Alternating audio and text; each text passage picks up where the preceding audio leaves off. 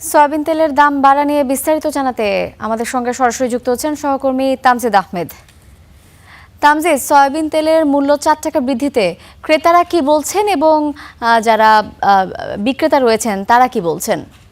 ইমা, মূলত হচ্ছে আজকে সয়াবিন তেলের বোতলজাত এবং যে খোলা সয়াবিন তেল দুইটার ক্ষেত্রেই লিটার প্রতি 4 টাকা দাম বাড়ানো হয়েছে এবং সেটা আজকে থেকেই কার্যকর হয়েছে।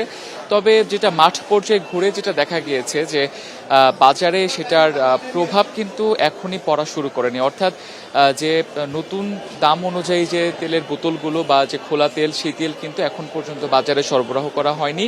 আমি এখন আছি মিরপুর 1-এর শাহালি মাজারের পাশের বাজারটাতে এবং এখানে কিন্তু দেখা যাচ্ছে যে বিভিন্ন যে ব্র্যান্ডের সয়াবিন তেল, তীর হোক, পুষ্টি হোক বা অন্যান্য যে ব্র্যান্ডের সয়াবিন তেলগুলো রয়েছে, সেই তেলের সরবরাহ কিন্তু বেশ সপ্তাহখানিক ধরেই কম, যেটা হচ্ছে এখানকার বিক্রেতারা বলছিলেন যে এই ব্র্যান্ডগুলোর তেল বাজারে পাওয়া যাচ্ছিল না বা পাওয়া যাচ্ছে না।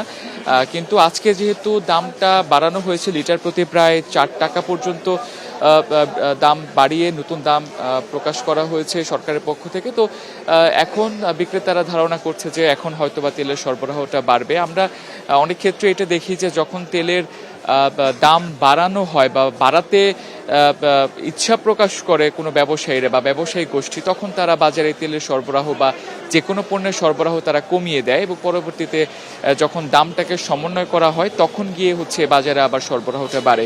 ঠিক একই চিত্র কিন্তু এইবারের যে ভোজ্য তেলের দাম বাড়ার ক্ষেত্রেও কিন্তু দেখা গিয়েছে। এবারেও বাজারে সরবরাহটা কমিয়ে ফেলা হয়েছিল, যেটা হচ্ছে বিক্রেতাদের অভিযোগ, যেটা হচ্ছে তারা চাহিদা মতো সয়াবিন তেলের যোগানটা পাচ্ছিল না। তবে আজকে দাম বাড়ার সাথে সাথেই আজ তো বাজারে সরবরাহটা হয়নি, তবে আগামীকাল থেকে নতুন দামে হয়তোবা সয়াবিন তেল বাজারে ঢুকতে পারে। তো একটু জানিয়ে রাখি যে সয়াবিন তেলের যে বোতলজাত সয়াবিন তেল সেটা ছিল হচ্ছে আগে 195 টাকা লিটার, যেটা হচ্ছে বাড়িয়ে 199 টাকা করা হয়েছে, এবং খোলা সয়াবিন তেল যেটা আগে 176 টাকা ছিল সেটাকেও 4 টাকা বাড়িয়ে কিন্তু 180 টাকা লিটার করা হয়েছে।